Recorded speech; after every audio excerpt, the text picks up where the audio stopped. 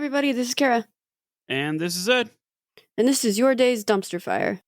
Oh, crap. I'm supposed to click somewhere. Oh, there we go.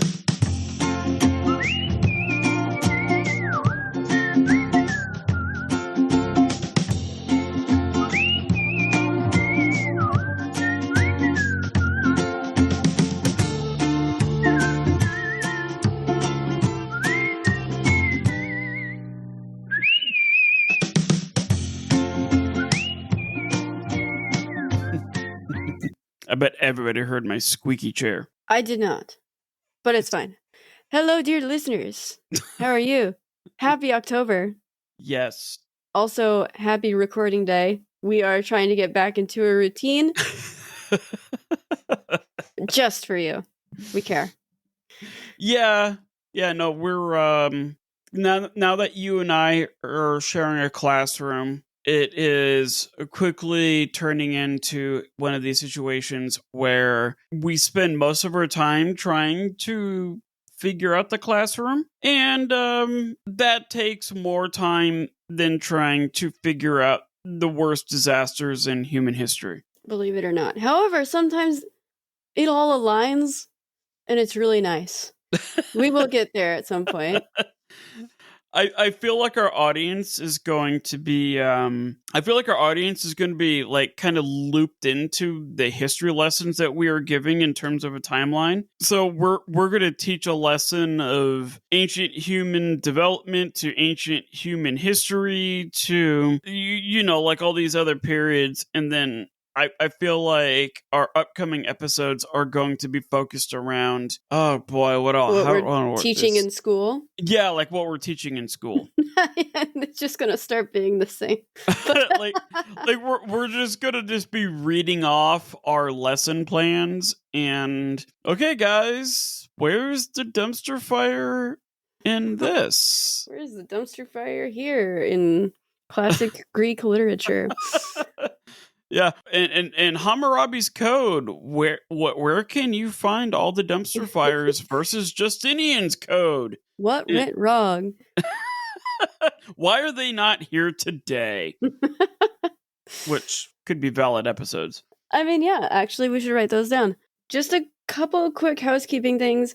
I did want to drop some news in our Instagram account.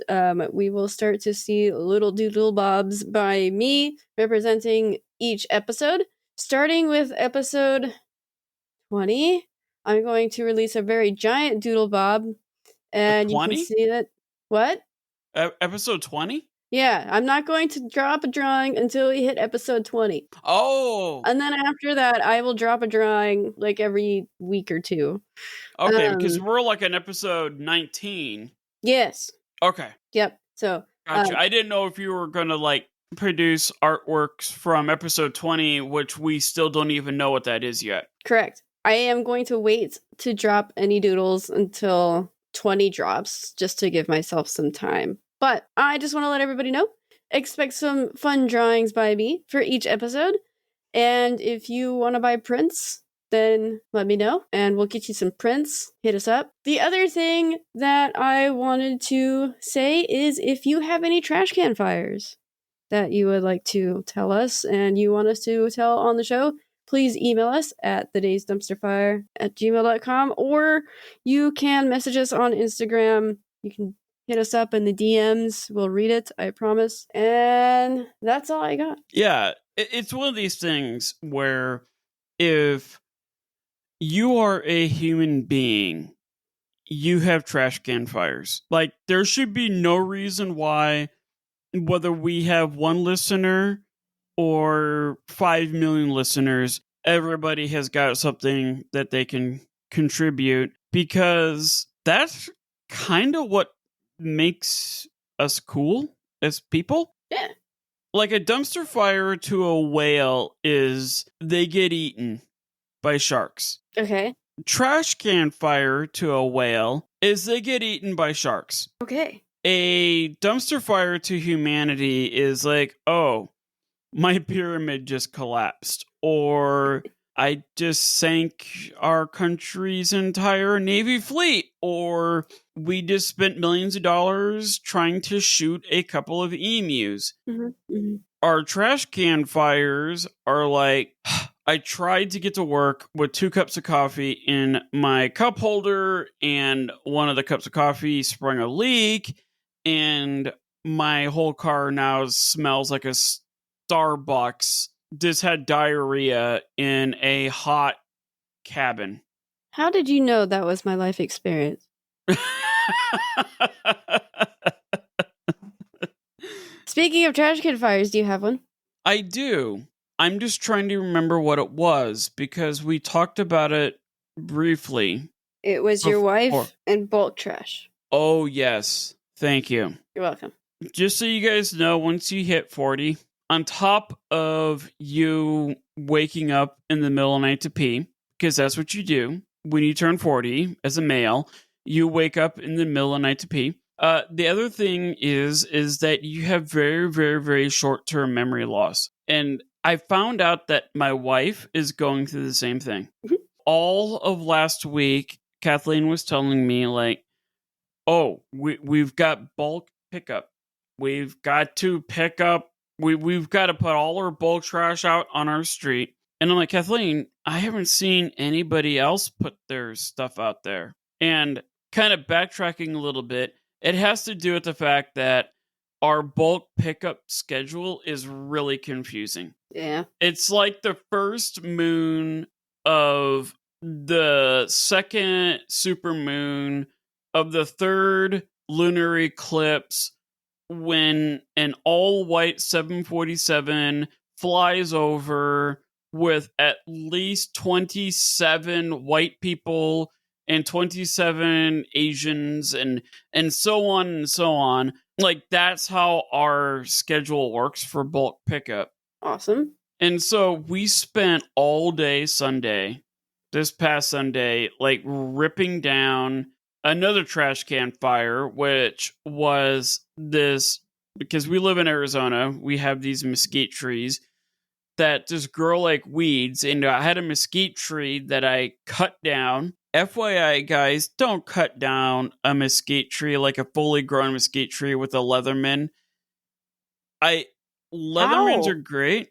They just don't work on cutting down trees. No, don't do that.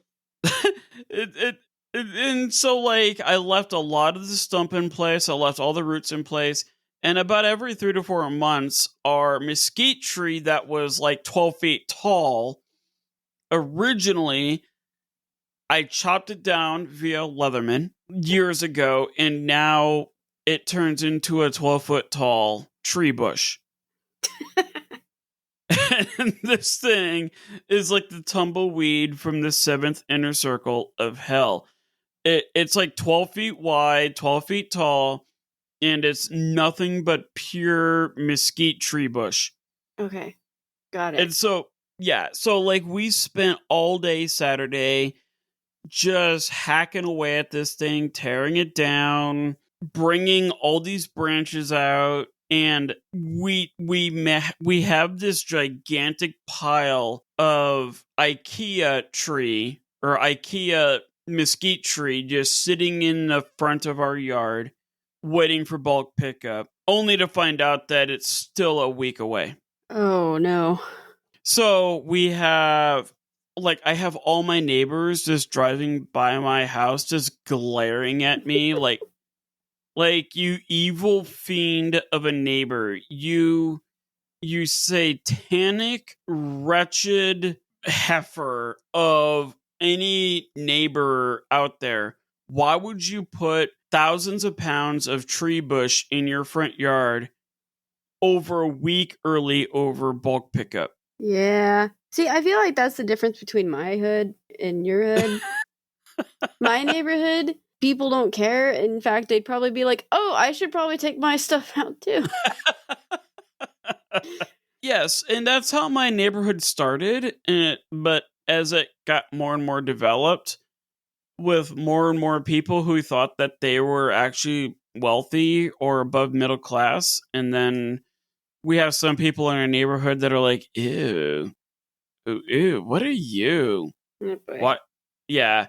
And every neighborhood has those handful of people out there that just glare at you. Like, I kid you not, when I drive to work every day, there's a guy like at 5:45 in the morning. He's walking his dog, and for as long as I've been living in this neighborhood, this dude just flips me off. Sounds like a happy camper. And he just goes about his business. Like, this guy is just like, F you, I don't know who you are, I can't see you, but I hate you, and my little dog too. Oh, that's a vibe. That's just, I don't know. I don't know. Maybe I aspire to be that guy. Maybe I don't. Actually, what I think is going on is, because the guy is kind of fat, kind of bald, and he has a beard, and he's walking a little dog, like I don't know, some hamster dog that's kind of fat, that's kind of bald, and has a beard. I honestly think it is Henry VIII and his pustule walking down the road. Do you see a little trail of slime behind them? Because that would be the sign that you need. I do. It's the little tiny poops that are still steaming in the Arizona 90-degree chill weather. So, like, when I'm driving down and I'm thinking of Henry VIII, this is the guy, and his dog pustule is reincarnated, flipping me off, because they both know that this is what this episode is going to be about. You know what? You're probably right. I deserve a Nobel Prize for the most epic segue into our episode ever. That was really creative, actually. I give you props. It was good. I feel bad for anybody who has a Yorkie. Not all Yorkies are pustules, but this guy's dog is. Oh no! All right, you heard it here, folks. We are talking about Henry VIII and his pussy leg. Oh God! You're welcome. It's like snap into a Slim Jim. Just Ew. Okay, so here's how it's gonna go. Here's how we're gonna roll. I am going to go through his early life, and then we're going to talk about his 6 wives, and then we're going to talk about his legacy, which is the dumpster fire in itself. Yep. So we are going to talk about why it's a dumpster fire, the road to the dumpster fire, and the eventual dumpster fire. So I'm going to roll through the beginning a little quick. However, I will be as clear as possible. I feel like I'm talking to the class right now. I was just going to ask if anybody had any questions. I was like, yeah, you're like in total class mode right now. And the 13-year-old of me wants to just like start blurting out stuff left and right. I will try to refrain from that. Just know that if I say, "Does anybody have any questions?" I did not mean it, because I can't hear you. But if anybody has any questions, I will edit that out. Yes. Or you could just DM us and I will answer your questions. Yeah, we can do that too. All right. So Henry VIII, he was born in Greenwich, just outside of London in the UK, on June 28th, 1491. He is the son of Henry VII, a prominent and well-established king of England who kept the land in tip-top shape, and his mother, Queen Elizabeth, descended from the Tudor family line. And his father, I think I got that mixed up. His father was the Tudor, his mother was the York. This is just after the Wars of the Roses, which was in itself a big cluster of an event that I would be happy to talk about. Some Shakespeare plays were based off of all that. And a little known show called Game of Thrones. Fair enough. Was also based off of that. All right, cool. So, not much is known about Henry's childhood, as he was the 3rd child and 2nd son. Therefore, he was kind of the backup and an afterthought. Like, you're not the oldest son, go read some books See you later. As a young man, Henry did very well academically. He was super smart, intelligent, quick-witted. He was really good at sports. He enjoyed going to parties. He was socializing. And he was known to be a wonderful musician and writer. He was really charismatic, super charming. He played a bunch of different instruments, wrote a few books, got them published. Essentially, he was a really hot frat boy when he was young. So good on you, Henry. Henry's older sister. I feel like you just said everything good about him up until now. I mean, yes. Let's just say, put it this way. I feel like this is the part where somebody looks at Henry VIII's early life and they're like, cool. But this is only based upon somebody Googling, did Henry VIII do anything good? And well, everything's going to come back no, unless you look at everything that happened to him before this point. correct. So when people think about Henry VIII, they think about the big fat guy in the paintings and all of that stuff. And really, when he was young, it was the complete opposite. He was really, really attractive. He was really charming. He was really smart. He had books published. He could play multiple instruments. He was the life of the party. I mean, I don't think a lot of people know that unless they've done some research. Yeah, I would agree with that. Yeah. Which, I mean, I think it's interesting, just considering he had a really bright future. Yes, he did. I feel like he achieved a lot of what that future was in store for him, but it was what this guy became known for is what really messed things up. Yeah, we'll get there. We'll get there. In the meantime, we'll get there. But in the meantime, Henry's older sister was married off to the King of Scotland, James IV, at 13. They were married for 10 years before he died in battle. She served as queen regent, as her son was too young to rule at the time. She was then under threat from pro-French people regarding her rule, and she turned to the local Scottish clans for help. She even married a clan member. His name was Archibald Douglas, and unfortunately, she and her new husband were overthrown. But alas, she then got help from another Scottish clan, and then won the seat back. She married one more time to Henry Stuart and was married to this guy for about 15 years before she died in 1542. All of this to say that she was pretty cool. And mixed up in all the Scottish craziness that we can also talk about on this podcast back in the day. All right. The oldest brother, his name was Prince Arthur. He was the oldest child of Henry VII and his wife Elizabeth. He was born in 1486. Arthur was being prepped to be king. He was taking academic courses like math and Latin and Spanish, all the fun stuff. And he was also being taught how to be a leader, society life, court life, how to rule. He was also being taught diplomatic things and, all the things with France and Spain and banking and how to rule, right? Yeah, how to be a king. How to be a king. At 15, Arthur was married to Catherine of Aragon in November of 1501. 6 months after their marriage, though, poor Arthur died of the sweating sickness. I know that sounds stupid. The sweating sickness. What is that? So we don't know much about it. And we don't even have a real medical term for it. We do know that people who were inflicted would have about 30 minutes to 3 hours of chills. Like, not the fun kind of chills, but almost like fever chills.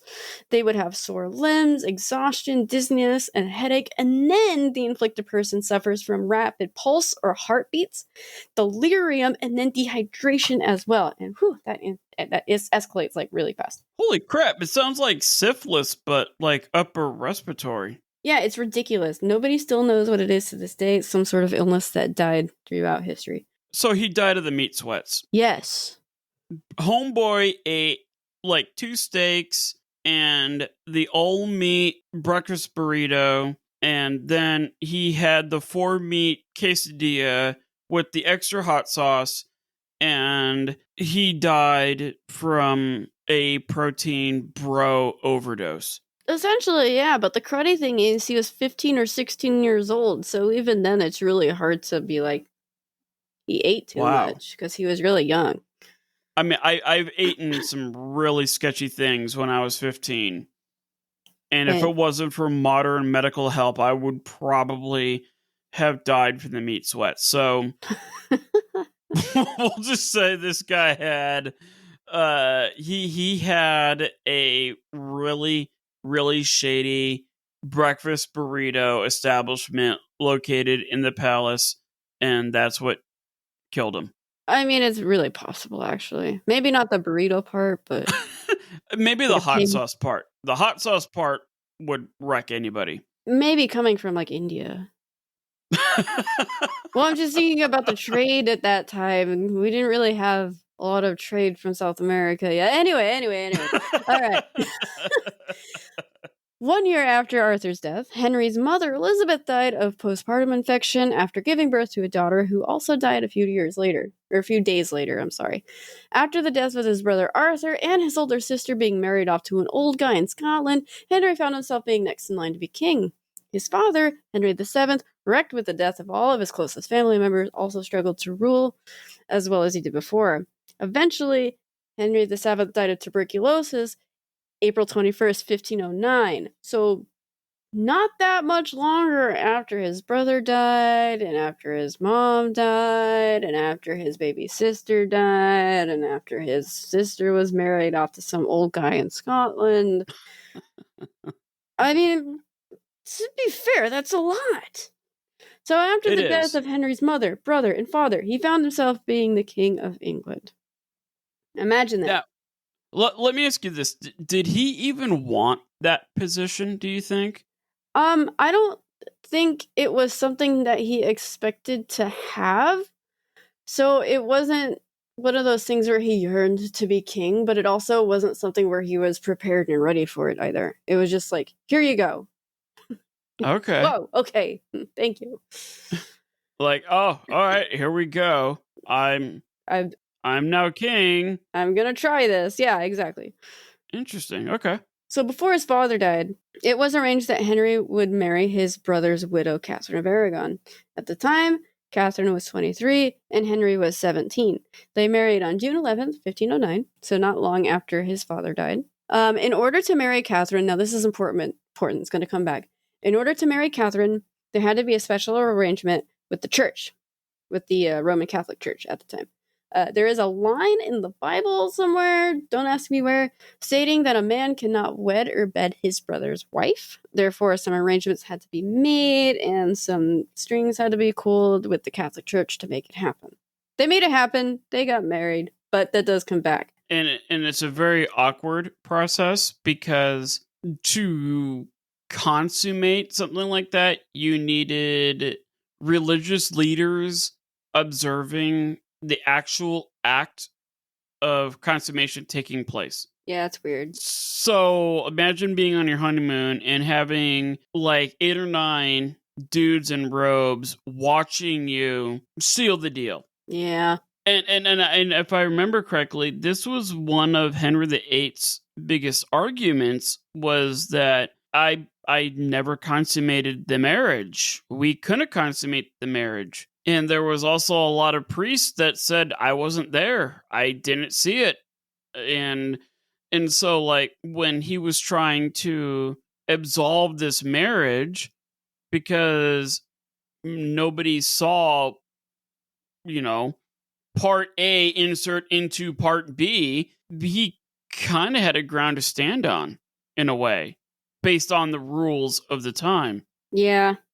And there was a couple other things. There's a couple other things, and it's really weird, especially like if you look into the rules and the regulations and how things work. Like in today's day and age, it's like, oh, you want to marry this woman, and this woman wants to marry this guy, sign a piece of paper, we're good to go, do whatever. But back then, it was really voyeurish on how it worked, and it was really creepy. Yeah. Primarily for royalty. Yes. If you were a farmer marrying somebody else's child of a farmer, like, you're good to go. Yeah. Yeah. Whatever. Yes. Early in his reign, Henry enjoyed spending the money his father stored up. He had feasts and jousts and parties and all of that fun stuff, and he also wanted to spend a whole bunch of money fighting France, like you do. We'll get there. One of Henry's first kingly actions was to arrest two of his father's least liked religious ministers and have them executed for high treason in 1510. This began a love affair of beheading and executions, and Henry used to do this all throughout his reign, and he's famous for it. He loves to lop people's heads off. Also, in 1510, Catherine became pregnant a number of times. The first was a stillborn girl. The second was a boy who died 7 weeks later. She became pregnant again in 1513, 15, and 18, but unfortunately, those children were also stillbirths. Naturally, Henry, being a man of his time and also just a jerk, he blamed Catherine for these issues. So it was all the women's fault. Whoa, wait. So let's backtrack here for a second. The notion of sealing the deal of a marriage is that you had to have somebody observe the relationship being, consummated, right? And Henry said that no, that never took place. In other words, I never had sex with this woman. But then somehow Catherine is having pregnancy issues? I don't know, man. Am I reading that correctly? To the point where Henry is like, no, I need to divorce this woman because I've never slept with her before, but yet she's having like stillborns and all that kind of stuff. I will say that Henry was married to another woman later on where it really was not consummated, and that was the easiest one to annul. But the first woman that he was married to, i.e. his brother's widow, correct, he did have some kids with. Oh yeah. And yet he was claiming that the marriage was never consummated. Yeah, that was one of his arguments. He's an idiot. Which also is grounds for chop this woman's head off because I say I never hooked up with her and the baby that she supplied is illegitimate. So different woman, but yes. Well, I mean, yeah. I mean, obviously he divorced Catherine, but there was Anne Boleyn. Right, we'll get there.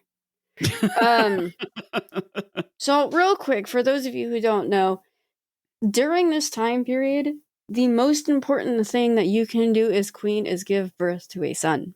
And because there's nothing else a woman can do. I mean, at that time, So that is the queen's most important role, is to have a son, right? And for the king, the most important thing for the king is to have a son to pass the throne down to, and legacy and all those things. So at this day and age that we're talking about currently, the most important thing for royalty to do is to have sons in order to pass down the royal name and the royal crown and yada, yada, yada, yada. So that's why our friend Catherine here is so stressed about this, because her not having any male children that are living is starting to become an issue, right? So during all of this time, Henry also kept mistresses, like hundreds of mistresses. And I will say that it is incredibly normal for the time period. It's very, very normal for the male king throne guy to have all kinds of mistresses. I would say this was common amongst many men. I agree. Like, yeah, you're right. Dukes and earls and all the dudes. Yeah, like any bro would be like, if my woman looks at another man inappropriately or what I deem is not appropriately, I will have her beaten, I will have her divorced, I will have her stoned to death. Yeah, but those double standards. It's okay for the guy to be like, okay, I see 16 women, I can hook up with 17 of them twice, and it's okay. Mm-hmm. That's just how it was. Yeah. No, double standards didn't exist back then. No.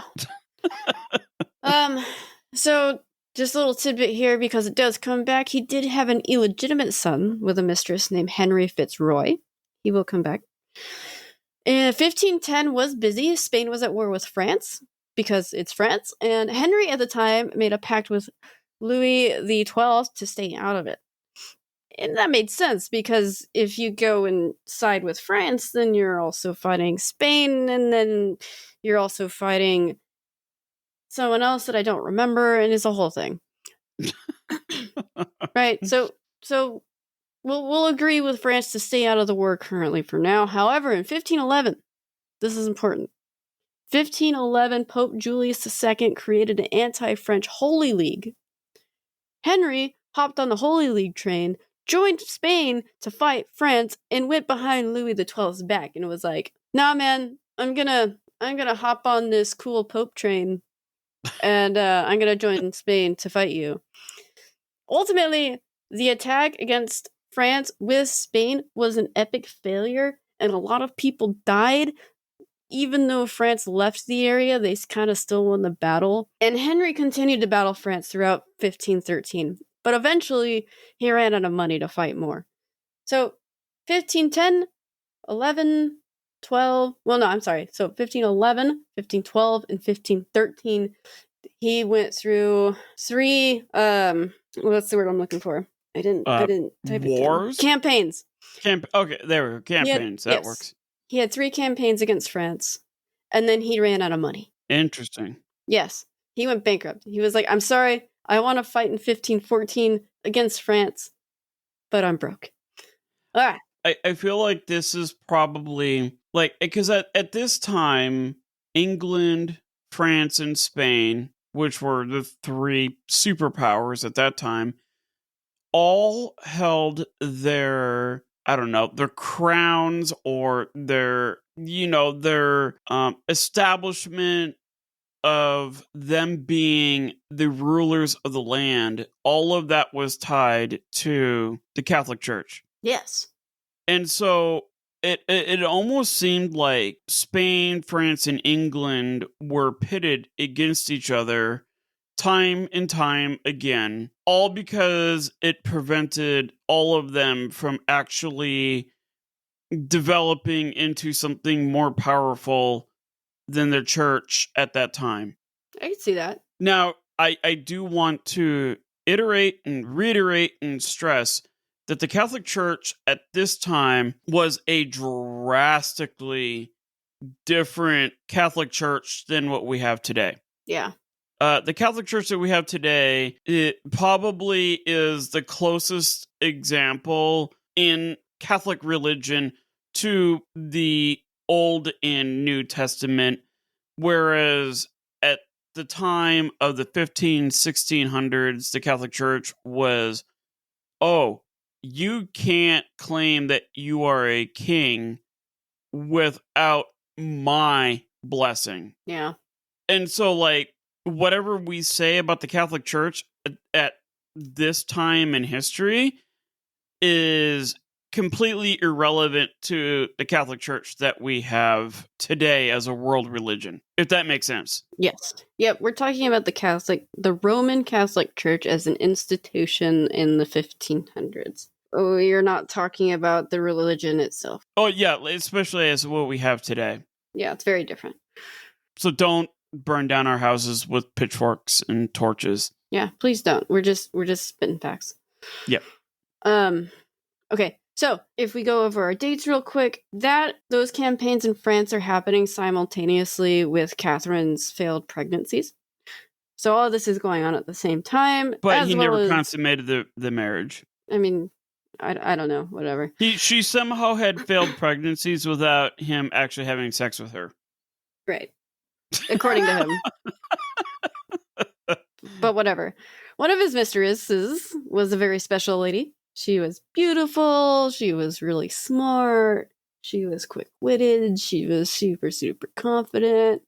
Henry couldn't keep his eyes off her. If anybody wants to guess Anne Boleyn, you are correct. That is her. It wasn't until she lost her mind, literally. Or her head. All right, so at I about shouldn't 30... laugh. I really shouldn't laugh. But she did get the last laugh, though, when, like, at the time when you were going to get your head cut off and you were a part of royalty, you could request the person that would be your executioner. And Anne is like, I want this guy from this parish in France to use this specific sword, and he needs to wear these specific gloves and have this specific mask on, and this guy is going to charge an absolute fortune to chop off my head, to the point where she knew that this guy was going to cost so much that it would literally hit the King of England's Treasury Department square in the nuts. Oh yeah, she was super smart. Yeah, not stupid. And petty. Yes. Good for her. Well, she knew the petty game and she knew how to play it. And yes, I think in a lot of respects she got the last laugh. Yes, I agree. All right, so at about 34 years old, Henry had a choice to make regarding his heir problem. The court even had a name for it. They called this the King's Great Matter. So Henry had 3 options. This is what he had it boiled down to. Keep trying for an heir with Catherine, who was actually getting really close to 40, and in the 1500s, that is old. Marry Anne somehow, or hope for the best with his illegitimate son Henry. And his illegitimate son probably isn't going to work, because then people are just going to fight over that, and it's going to be a whole mess, and we don't want that. So for Henry VIII, it was a really obvious choice. We're going to go with the hot one. Problem was, Henry needed an out to divorce or find an annulment, but the thing is, it's really difficult to do both of those things, especially amongst the church. Henry went through 2 popes, and Martin Luther to try and get his marriage annulled.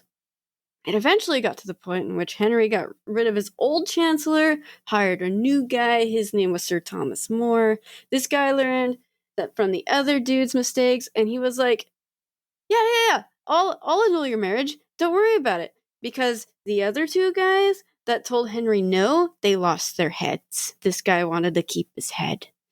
Well, in all fairness, Thomas More was a pretty incredible philosopher and British thinker and all that kind of stuff.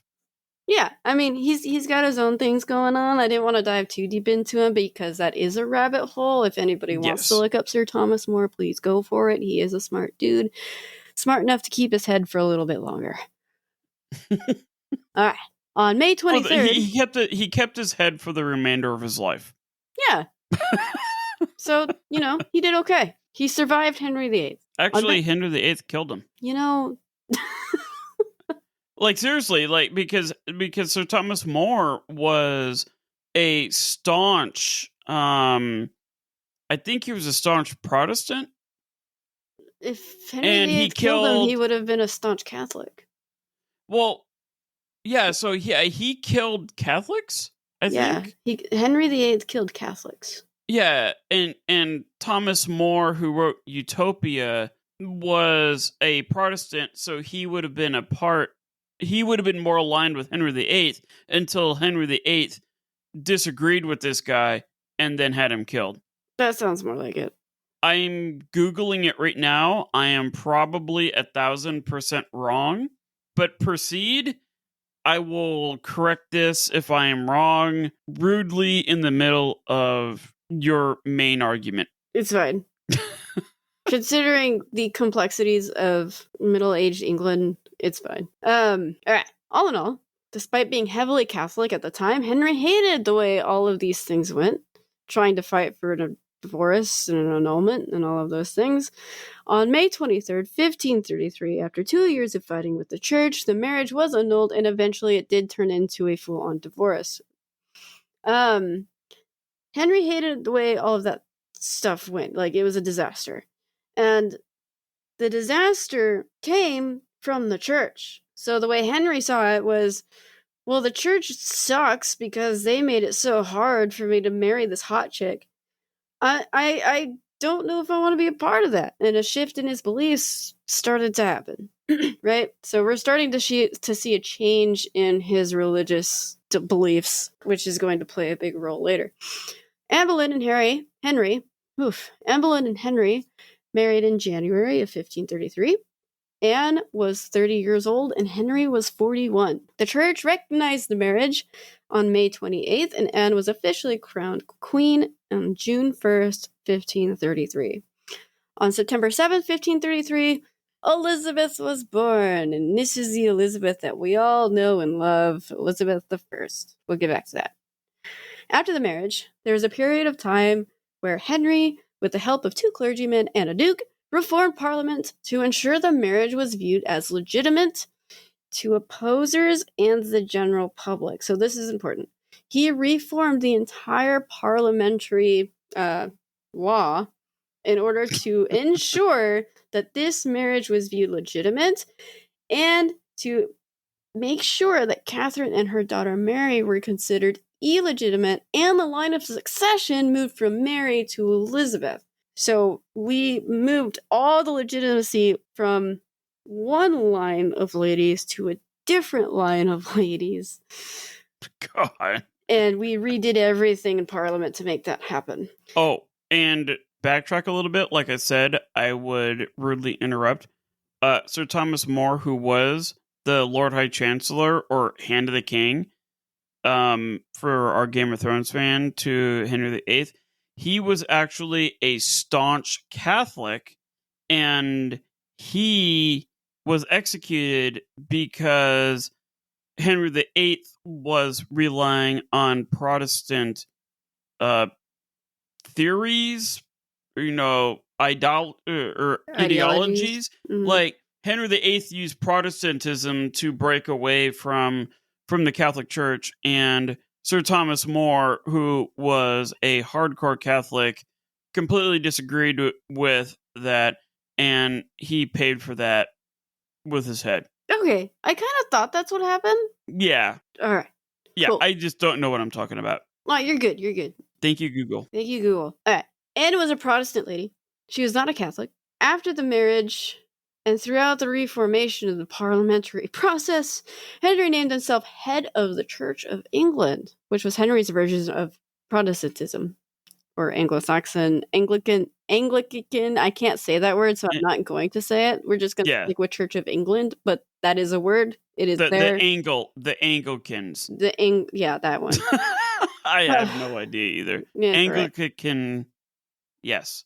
Those people that believed in a guy. Yeah, those guys. With his move against Catholicism, Henry declared an abolishing of Roman Catholicism, and those involved with the Catholic Church were excommunicated. Churches were taken, people were beheaded, any money gathered from the ransacked monasteries and churches went back to the Church of England and into Henry's pockets.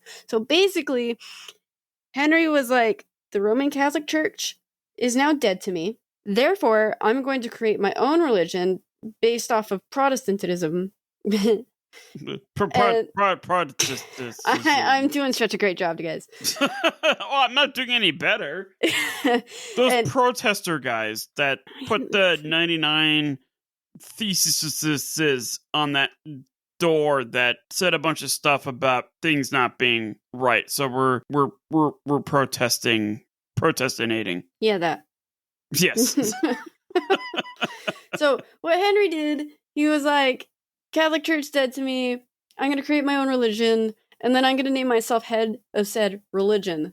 This is really important because not only did a whole bunch of people die, but also the Church of England still stands today, and if I remember correctly, it is the most popular or second most popular religion in the UK still to this day. I think the second, is Islam. I'm not sure about the second. I just know that. Yeah, I thought like it was Hinduism or Islam because of the amount of people that are part of the British Commonwealth. Interesting. I gotta look that up. Yeah, I'm not sure because I was only looking up information regarding the Church of England. So I'd like to know that. Let me know.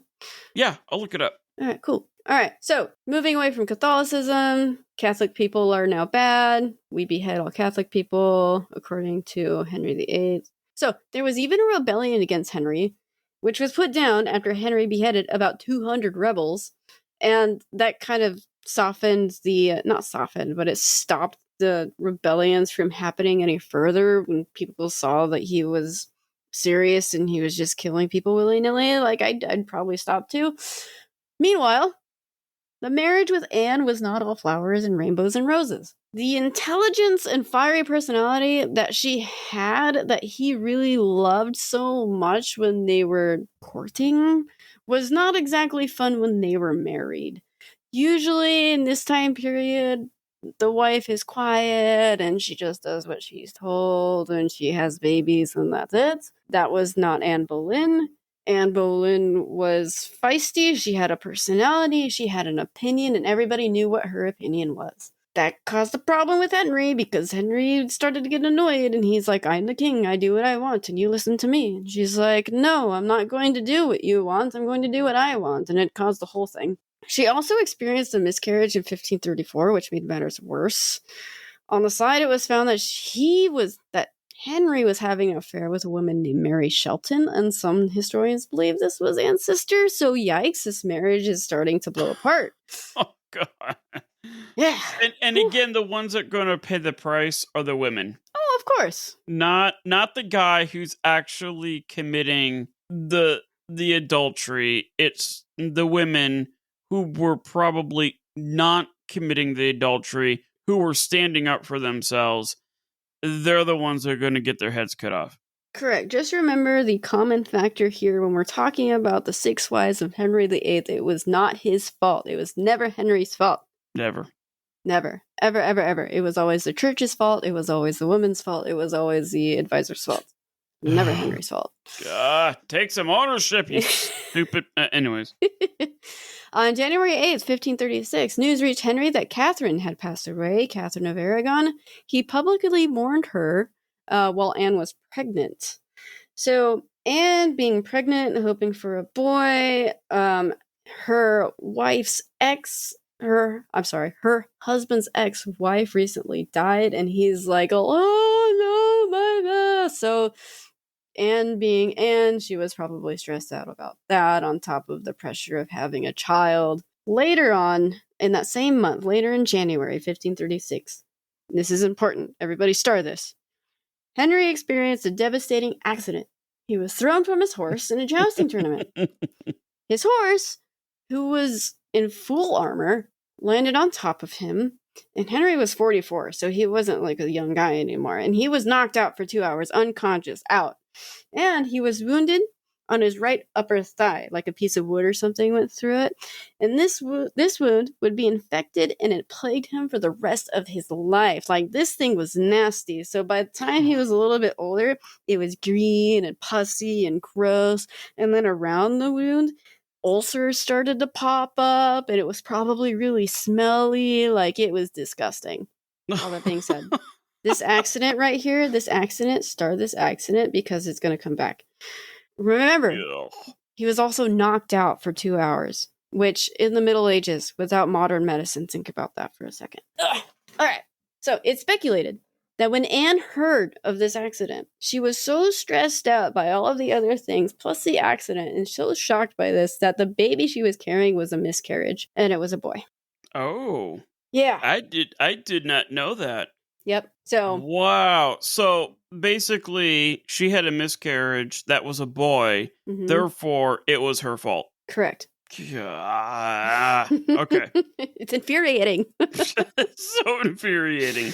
All right. So after this miscarriage, allegedly, Henry began his affair with a 28-year-old named Jane Seymour. Okay. And then began to face numerous allegations of cheating on Henry. After meeting this Jane Seymour, Anne started to hear rumors of being accused of cheating on Henry with 5 different men, one of them being her brother. This is turning into a Jerry Springer special. Okay. So Henry started to say these things as well. Henry was saying things like, oh, you're cheating on me with 5 different dudes, and one of them is your brother, and this and this and this. She was arrested for adultery and incest, and the 5 men who were accused were executed on May 17th, 1536. Lost their heads. Here we go. You guys ready? Okay. Anne was executed May 19th, 1536, shortly after Henry had their marriage annulled. Sick. So we've got annulled Catherine, annulled / divorce. We've got annulled Anne, annulled / beheaded. That marriage was annulled before she was executed. God. All right, you with me here? We good? I'm keeping up here. It's like All the right. Hubble Space Telescope. Oh yeah, we got this. All right, here we go. We're ready for another one. We ready? Okay, here we go. One day after Anne was executed, Henry was engaged to Jane Seymour. Oh my God. Oh, how does that engagement go down? You're like, hey, honey, I feel like you and I have a chemistry that, can jive for the centuries. I understand that I just killed my wife, but I think we can totally hit it off. Also, don't mind the smelly leg. Yeah, the part of my leg that smells like a dirty gym sock that's oozing out the same stuff that is injected into a weird beef stick called a Slim Jim, that's fine. That's normal. That happens all the time. Don't worry about it. Don't worry about it. It's fine. All right. Talk about a dysfunctional relationship from the start. Oh, it's all just bad. Yeah. Jane was known to be very timid and just everything opposite of what Anne Boleyn was like. Very timid. She did what she was told. Very quiet. They were married May 29th, 1536. On the side, it was decided that both Mary and Elizabeth, the 2 children, Mary being from Catherine and Elizabeth being from Anne, were considered illegitimate.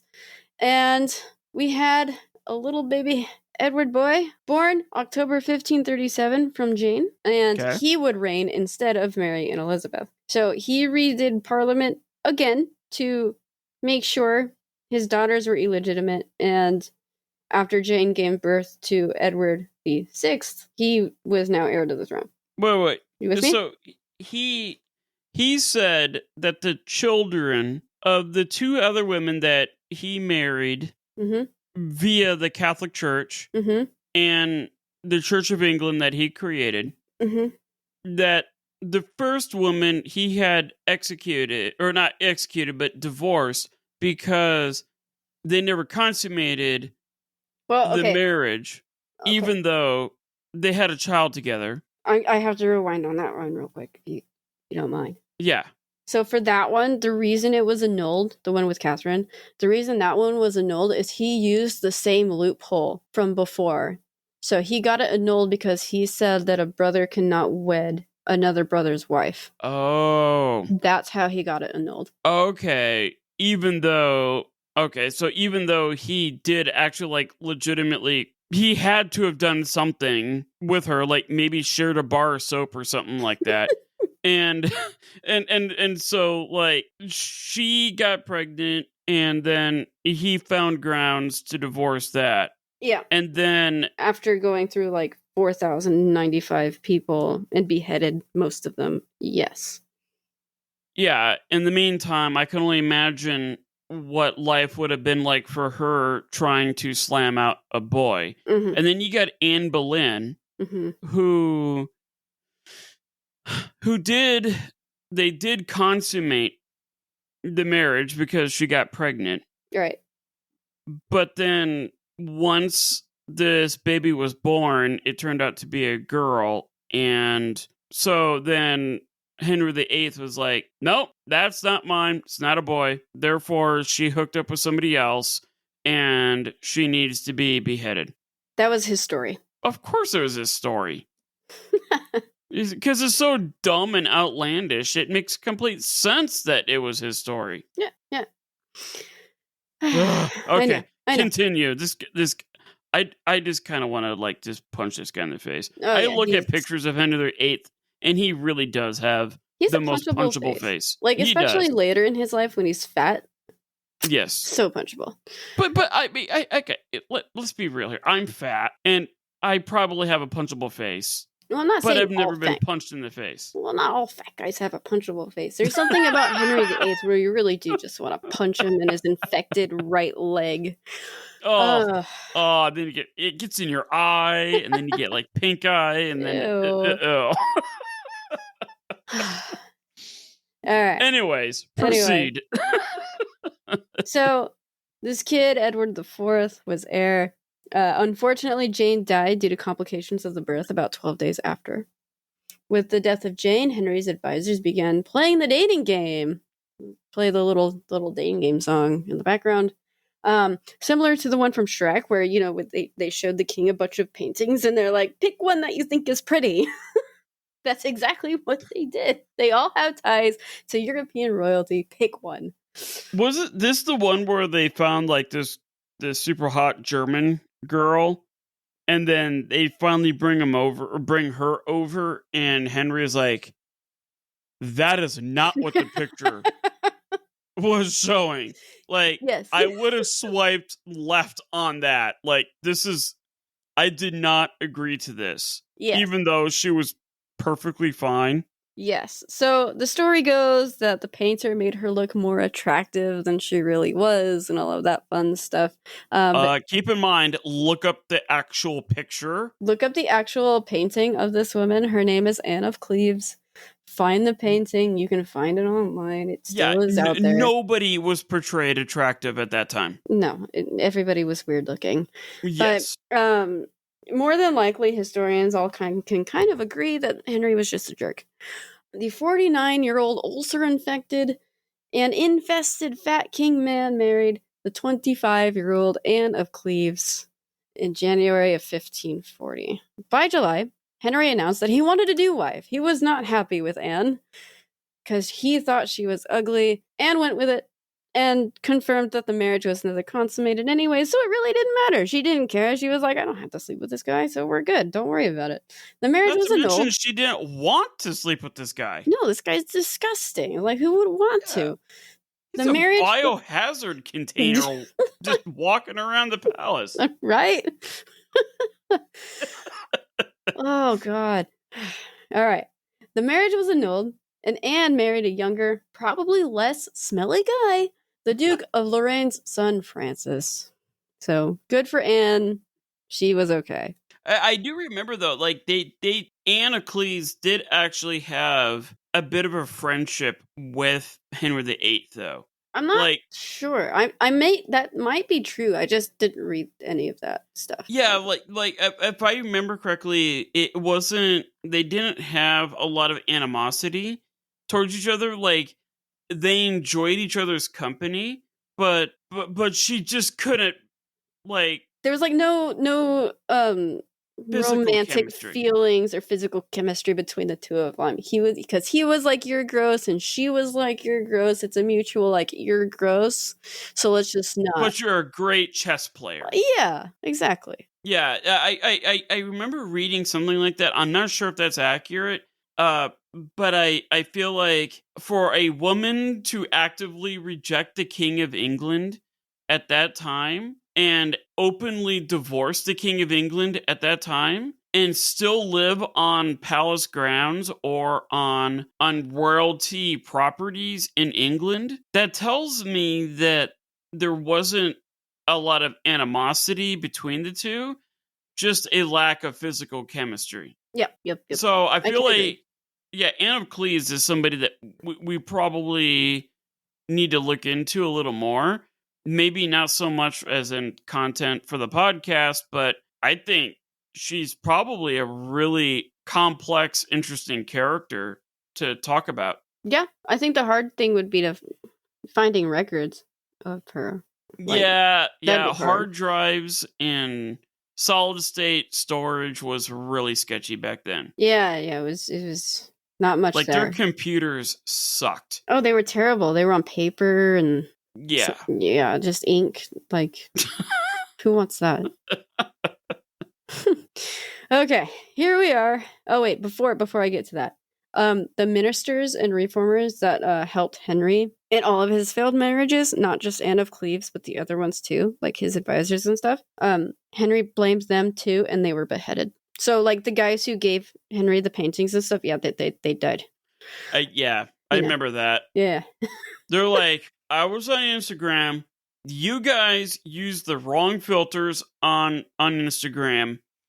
I was going off the one that was on Tinder, but you showed me the ones that were on Instagram, and that is not what arrived. Yeah, like, that's not what I ordered. Go. Which is absolutely insane. It's nonsense. Because this is a living, breathing human being that was like, okay, Dad, I will go over and I will see about this Henry VIII, and I'm willing to marry him, only to find out that Henry VIII is a walking pustule, an earth herpy, so to speak.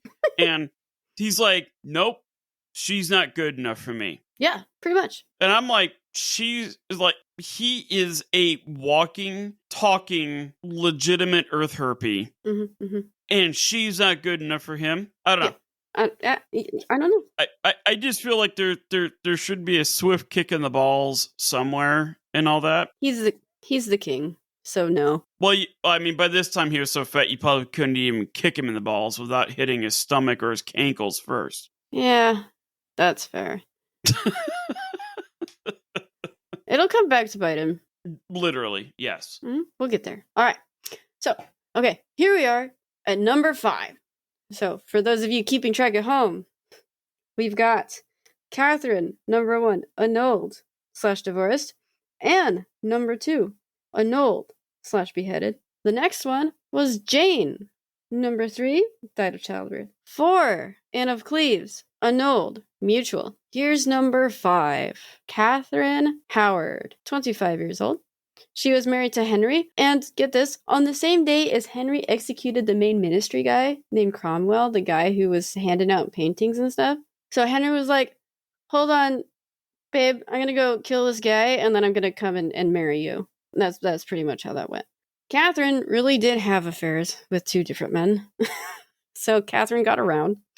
I believe Catherine was also a mistress of Henry, and she was one where she was accused, but she really did have affairs with 2 different men, one of them being a man that she was previously engaged to before marrying Henry, which I thought was an interesting little tidbit.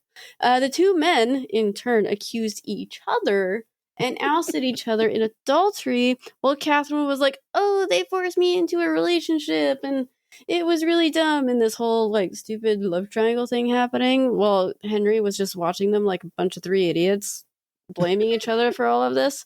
And he's like, just kill them all. And all 3 people were beheaded February 13th, 1542. Miss Valentine's Day. I'm thinking of that, I think of that really famous Spider-Man meme.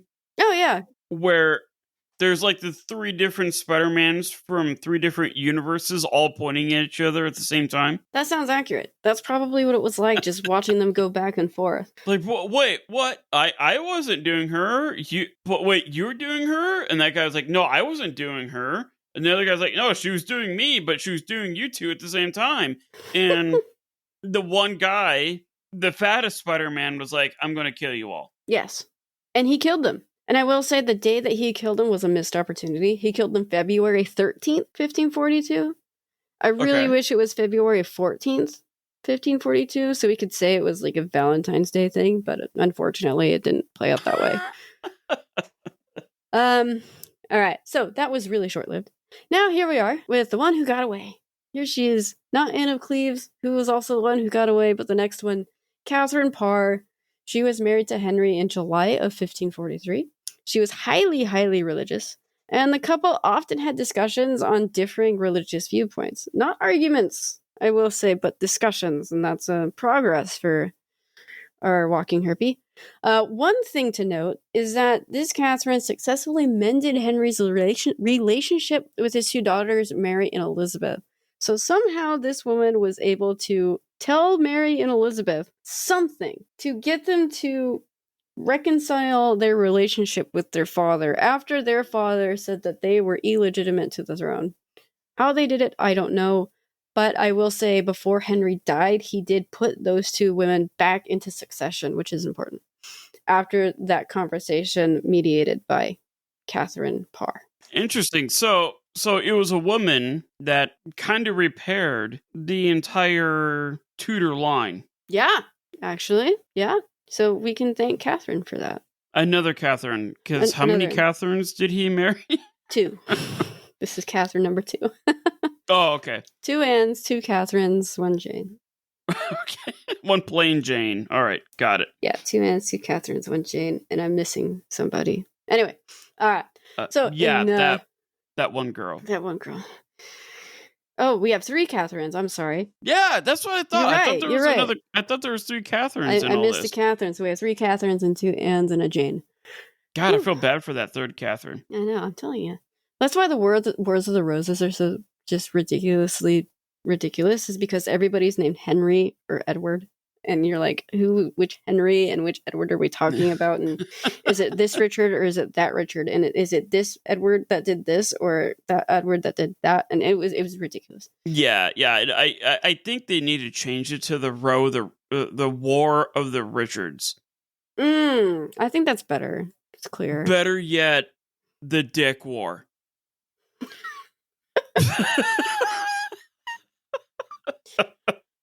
Oh boy.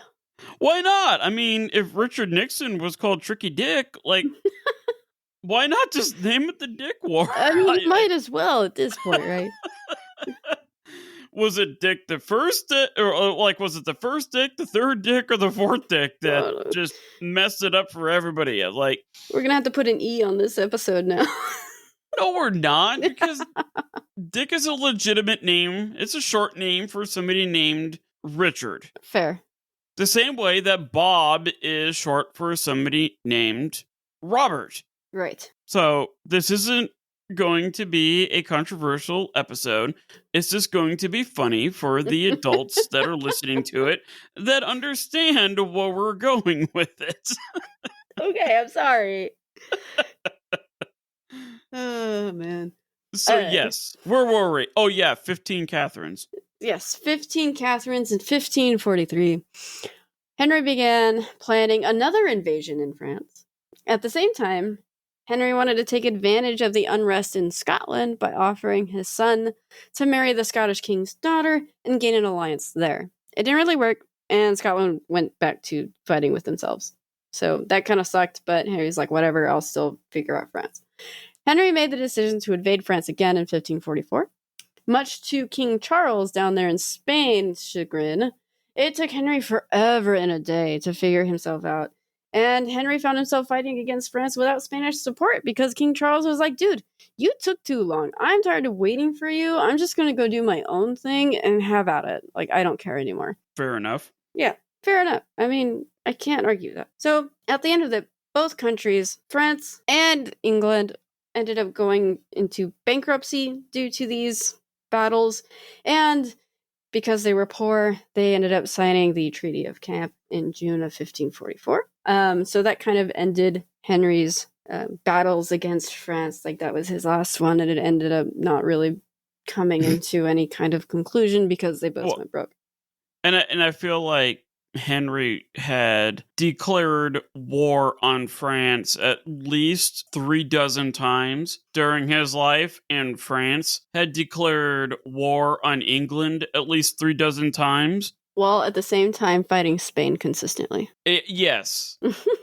Yeah. I just feel like there was a lot of it was super easy to just declare war on somebody. Yeah, pretty much. Because whenever you declared war on somebody, under Article 3, Section 2, Paragraph 4, Sentence C, or whatever, in the Magna Carta, if you're at a time of war, then the king has complete control over everything.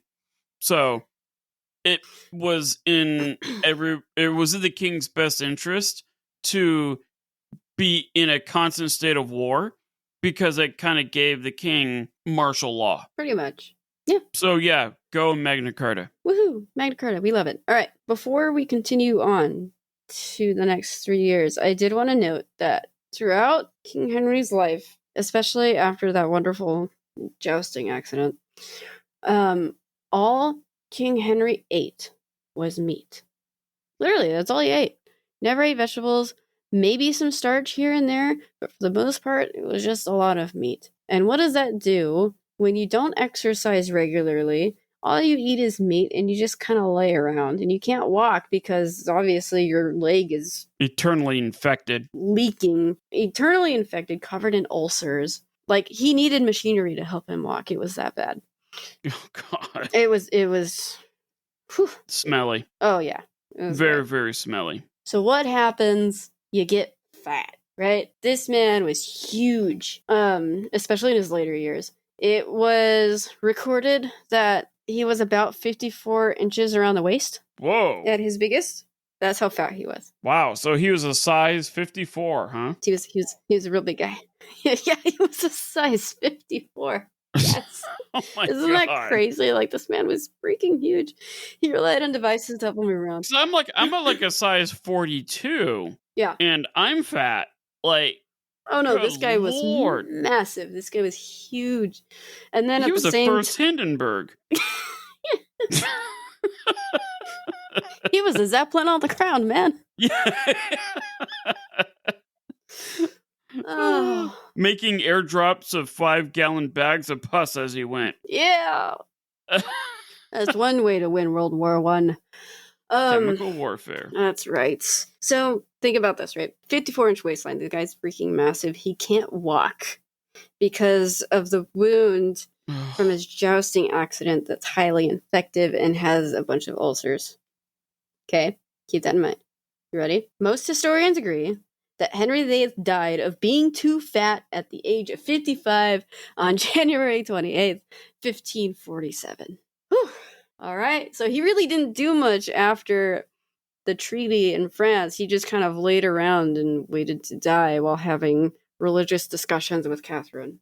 Okay, now, all of this hoopla about heirs and legacies and the intention of having a boy to create this grand legacy, right? So his plan was to march into battle against France and create the greatest navy and army that Britain's ever seen. He did half of that. That Britain's ever seen. And I'm going to have sons and heirs, and my daughters will be married to powerful men in Spain and create peace in the land. But F France. That's how he saw himself. Now, that was his plan, right? And after everything that we just went through, the dumpster fire is that Henry's only son, Edward, died at the age of like 10 or 11. Yeah, he was too young to actually hold a position, right? He was kind of like king regent. Yeah, so he was like the figurehead, and then the advisors basically did everything. He died in 1553, okay? Now remember, Henry added his daughters to succession. That meant that Mary was to become queen. Now, Mary in herself was something. That is another rabbit hole that I suggest you go down. It is fascinating. During her reign, she took up her father's habit of beheading people, and now she is lovingly referred to as Bloody Mary. You have heard of her. The game that you play in the bathroom where you spin around in front of the mirror, Bloody Mary, Bloody Mary. That's where that comes from. Yeah, because she was, well, and she was really against, because this was the daughter of the Catholic side of, yes, and she was married to Henry's the King of marriage. Spain as well, and which is heavily Catholic. Yes. Yeah, and so like she was really upset with the treatment of her mother by Henry. And so she was like, I'm bringing all of England back to Catholicism. Yes, that was her goal. And if you have a problem with that, I will kill you. Correct. That was her goal. And, I mean, she didn't succeed because she died before she could succeed. But she almost scared the entire country into doing it. Yeah. And then she died. Yeah, she had a lot of people killed as a result. Hence the name Bloody Mary. Yep. She's very interesting. Anyways, go ahead, look her up. I'd say more interesting than her dad. I'd agree with that. Yeah. Mary died childless in 1558 of ovarian cysts and possibly ovarian cancer. And I did read that she was really upset by that. It was almost like she was just as obsessed with having an heir as her father was. So it's like she was the daughter who inherited those qualities that maybe shouldn't have been inherited, like killing people and worrying about heirs and all of that fun stuff. Yeah. So she died childless, and her half-sister, which she hated, Elizabeth, took over the throne, right? Now, Elizabeth I, if you haven't heard of her, please read up on her. Anything. Anything. Because she is one of the most interesting and fascinating women in history. She is one of my favorite figures in history. Mm-hmm. And I can argue that she was one of the best monarchs in Britain throughout their history. One of them, not the, but one of them. But yeah, look her up. She's fantastic. And all of that to say, with all that praising and worshiping or whatever, I love Queen Elizabeth I. She's amazing. I love her so very much. All of that to say that with all of Harry's nonsense about how women ruined everything and it wasn't his fault and all of these things, his daughter, a woman of a woman that he killed, is more famous and successful than he was. That in itself, to me, was the dumpster fire, in that Henry was so focused on his grand plans and his heirs that he was overshadowed by the women that he tried to suppress. Yes. Well, and I think you bring up a really, really solid point here, is when we're talking about monarchies and kingdoms and legacies and all that stuff, history tends to focus a lot on whatever agenda that monarch was on. So I did a little research where I Googled, was there anything that Henry VIII did that was good? And Google replied back, no. Nice. There was nothing. ChatGPT said, why would you even ask that question? And I'm like, wow, okay, so this guy has really gone down as a living, breathing, infected douchebag of human history. And when we look at his treatment and his objectivity of women, then yeah, he was he was a guy that you would not want to look up to. Yeah. And to be fair, like I said, he was a product of his society. Yeah. And his environment. So that also played a really big role in his perspective of things. So I wouldn't say that it's fair to put a 2023 lens on his decisions, but I will say that he was still a complete and giant jerk face, and everybody agreed even in that time period. Sorry. Well, anyways, go on. Yeah, it's so like I agree. I mean, because I agree with you, because this is what he focused on so heavily. He focused so heavily on his ability to produce a male heir that could take over the kingdom. But the issue is just like, what kingdom? What? I mean, we record Henry as this guy that was so hyper-focused on finding an heir, but unless this guy does anything to merit somebody to take over his accomplishments, what's the point? And so, like, I had to do some digging. I got like a sticky note here of everything that this guy did that was good, and just to post it. Maybe one of those large post-its. Okay, all right, we can do that. All right. And so, like, when I was looking up Henry VIII in terms of like, okay, what did this guy do that actually like influenced history in some degree of a positive way, other than having innocent women killed. When we subtract out the whole treatment of his wives, and we subtract out his infatuation with trying to produce a boy, as though like his wife or himself has any say in what biology is dictating at that time. When we subtract all that out and we're like, okay, what did Henry VIII really do? Well, he looked at his dad, who was very originally named Henry VII.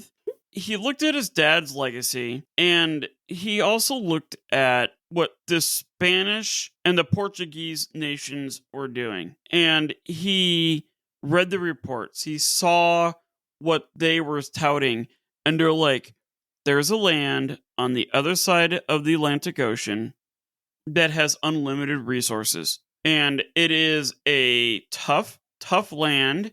There's a lot of indigenous people there that want to kill you. And the environments will kill you or infect you and all that stuff. And Henry VIII was like, that's the future. That's where we need to go.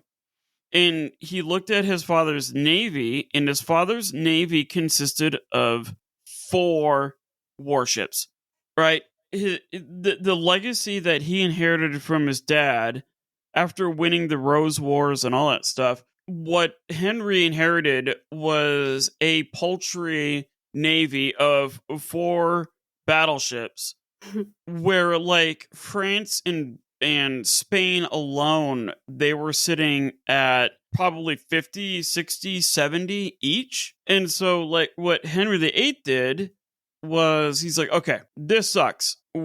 Britain has to play a game in this. And so he created 3 new shipyards. These were shipyards that would do nothing but just slam out battleships. And these weren't necessarily your typical battleship. These were your battleships that held a few dozen more guns than the British or the Spanish frigate. These had another row of masts. So most ships at that time had 3 masts. The British fleet was being designed with 4, meaning they were faster and more agile. And so he also created these massive, massive storehouses where he sent thousands of men down to the southern part of England where there were a bunch of forests. And he's like, chop down everything, refine all the lumber, bring it up here, and let's start building battleships. And so by the time Henry VIII died, his fleet of a paltry 4 ships was nearly 50. And these were ships that were more powerful than the Spanish and the French, even though that when Queen Elizabeth took over, she had 34 of those remaining ships. Like when Elizabeth I was like, okay, we need to commandeer the world via our navy, she didn't have the full 40 or 50, she had 35. And so she inherited her father's navy, which was already close to 10 times more powerful than what it was that he took over.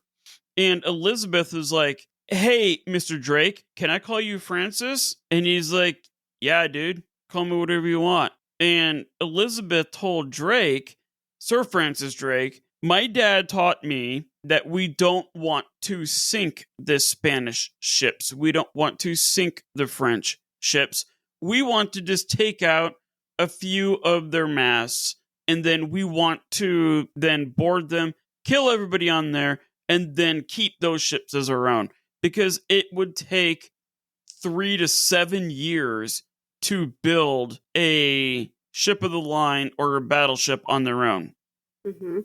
Elizabeth I used her father's navy, which was granted way lower in numbers, but technologically vastly superior, to tame the Atlantic. And by the time she died, right, in the late 1500s, by the time she died, the Atlantic was under control, and then her what's the opposite of predecessors?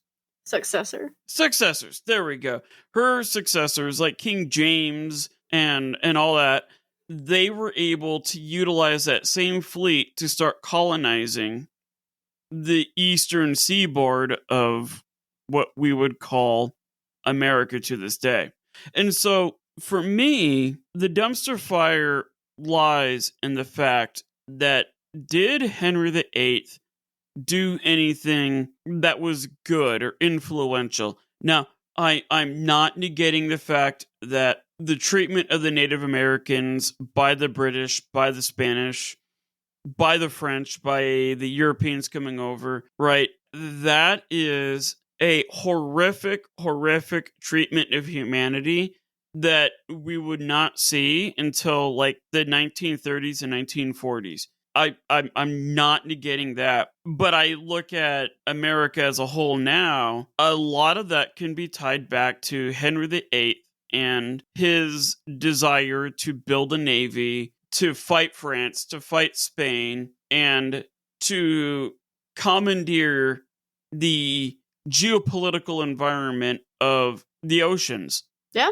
So here's the thing. Henry VIII did some incredible things in his life, but he was hell-bent on the whole successor thing. And I feel like when there's dumpster fires involved in history, we have to look at what is the intent of the person. If Henry was like, the first wife, Catherine, hey, look, I understand a boy didn't come about, right?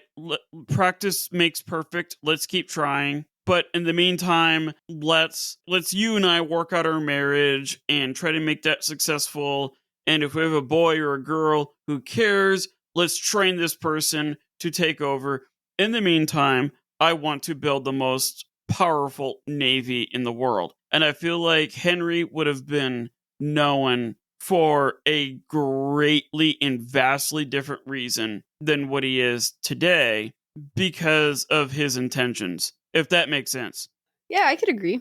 If he had focused more on his kingdom and on the diplomacy that needed to be done at the time, as opposed to his lady problems, I guess, if you want to call him that, well, then that's the thing. It's like he would be known for something else. Like, why would he even portray it as lady problems? Because it's the time period. Yeah, I get the time that. Period. But Henry stood on a precipice, or maybe a fork in the road, where if he said, okay, I married my brother's wife, and she had a daughter, and I would say he was fully allowed to disagree with the Catholic Church at the time, because the Catholic Church determined who was going to be king and all that kind of stuff. And they determined even a lot of who was going to marry who. So I can't fault Henry too much for wanting to be critical of that. But all he had to be is like, okay, I got a girl. I wouldn't mind having a boy. But if I don't have a boy, fine. I will spend the rest of my life training this girl up to doing what is best for what would become the British Empire. And he would have been known as probably one of the most greatest visionaries, like naval visionaries in human history. And yet he couldn't think past that. He couldn't focus on something beyond his quote-unquote lady problems, whatever the heck that means. And here he is. He's a 300-pound pustule or earth herpy of human history. Yeah, sucks. So yeah, it's one of those things. It's just like when you bring up his quote-unquote lady problems, I want to punch something. I don't know what else to call it. Well, yeah, I know, because it's still a problem that we hear to this day. Yeah. Like, his legacy, and I think that the core, when you look at a dumpster fire, the flames closest to the fuel source with the most amount of air is blue and white hot. I feel like Henry VIII's core of the dumpster fire is his misogyny and his inability to look past a very trivial problem that wasn't even a problem. I can agree. And yes, he was guilty of the times, but he was also just a jerk. Yeah, that's the thing. It's just like he was so focused on this Y chromosome baby that he was forgetting that the X chromosome babies that he was producing, especially one, had a lot better DNA than everybody, and she did infinitely more than any other woman going all the way up to the 20th century. Yep. I will also say, too, just for the record's sake, I think we all know this now, that the male is the one who decides the gender scientifically. So shove it, Henry. No, I don't know about that. Because I have two daughters, and I mean, honestly, you know me, I don't care either or, right? Like, I'm the last procreating member of my family, except for some folks that are in Texas, like my cousin and stuff like that. But in my dad's direct line, I'm the only one that has had children, and I have two daughters, and I don't care in the slightest bit that they're daughters. And technically, if I don't have a boy, my name dies with that. However, though, I don't recall at any point in time during the conception of my children, I'm like, okay, I hope this turns out to be a girl. Well, no, not like on purpose. It's just like the male genetics are the ones that carry what is the boy or the girl. Yeah, I guess maybe it depends on the sperm cell that makes its way through. Yeah. But I was under the impression that it is the male genetic material that all carries the Y chromosome, but it's only the female chromosomes, which is XX, has the extra little branch of chromosomes. So I don't know. Maybe it's that. I think we're saying the same thing. I'm just saying, like, it's his fault. That's all I'm trying to say. Like, it's totally all I'm saying is that I don't think it's anyone's fault for whatever gender child you have. Well, no. Like, you have a baby, it's a boy or a girl, and no matter what, this boy or girl, whether the first or the second or third or fourth born, is going to inherit your legacy. So you might want to spend most of your time teaching your firstborn or your secondborn or third, fourth, or fifth, or sixth, or whatever to inherit your legacy. Yeah, pretty much.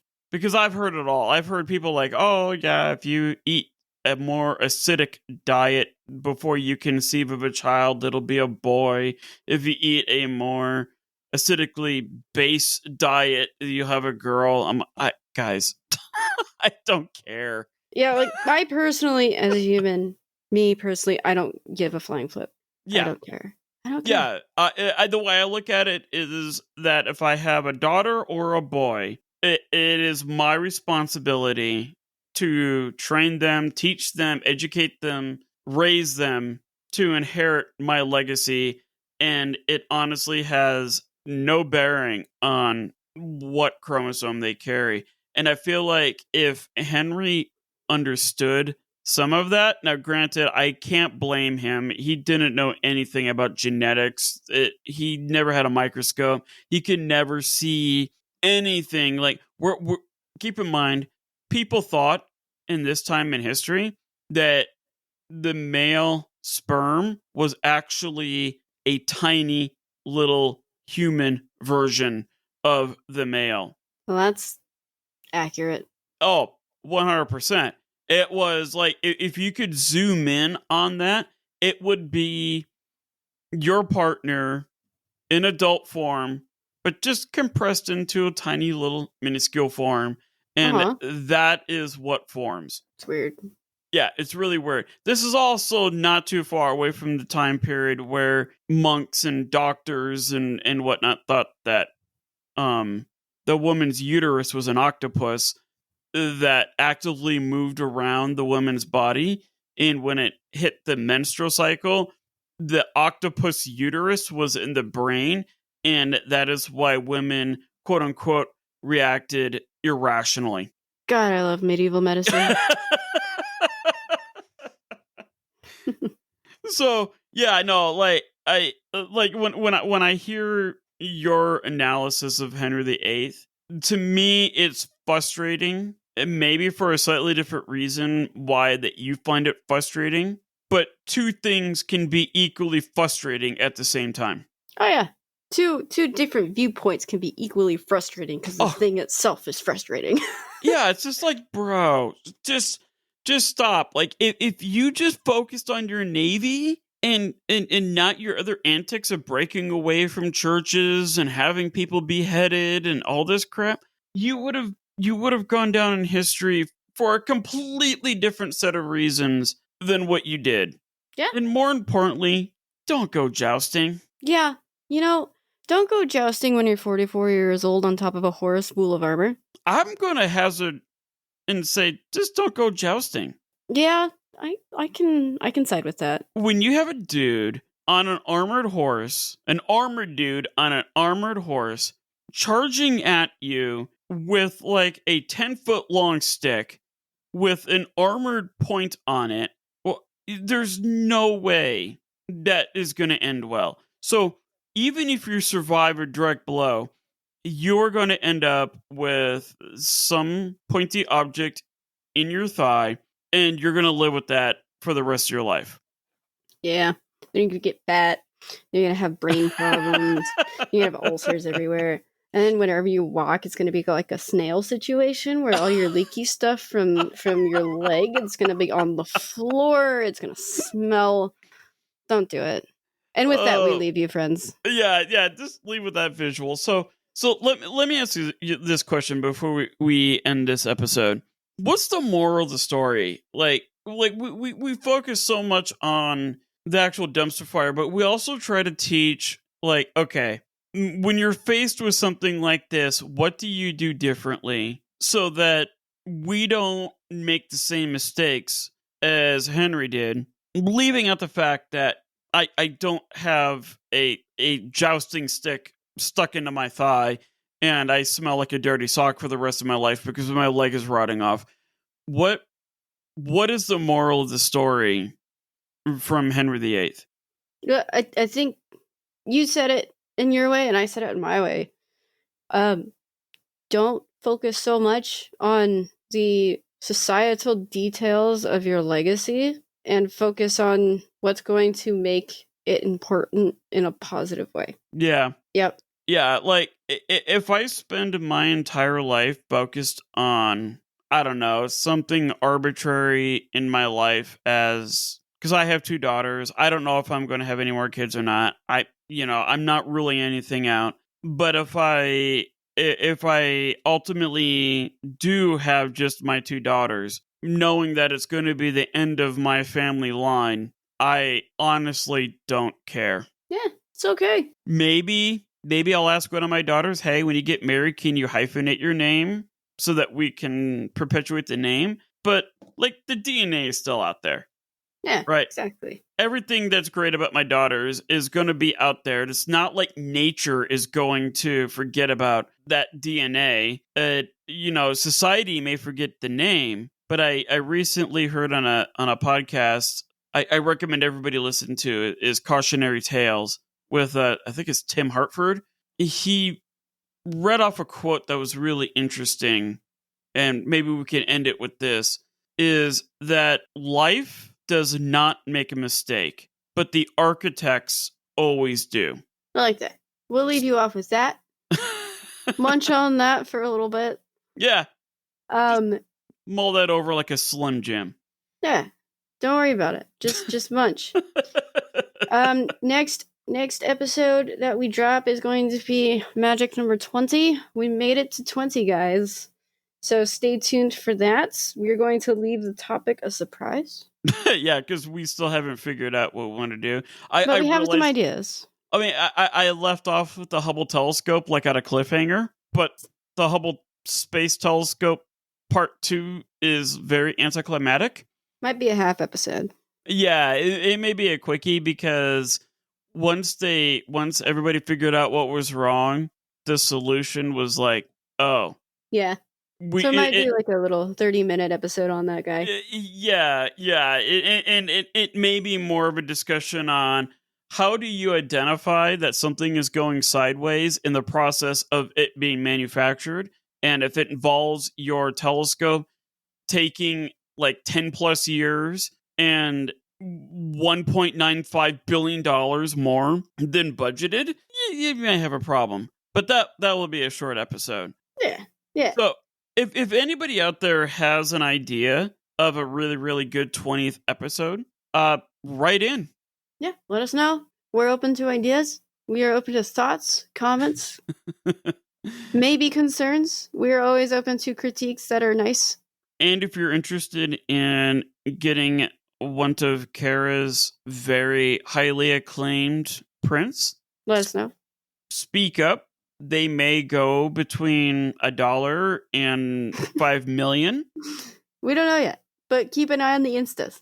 Yeah. Just note that if you're the guy who buys one of her prints for $1 million, we'll do a name drop for your company. Yeah. There you go. We'll pull that card. Oh man. So yeah, no, it's been great. I will get this episode out soon. In the meantime, just keep it a glorious, flaming hot mess. We'll see you later. All right, bye. Bye.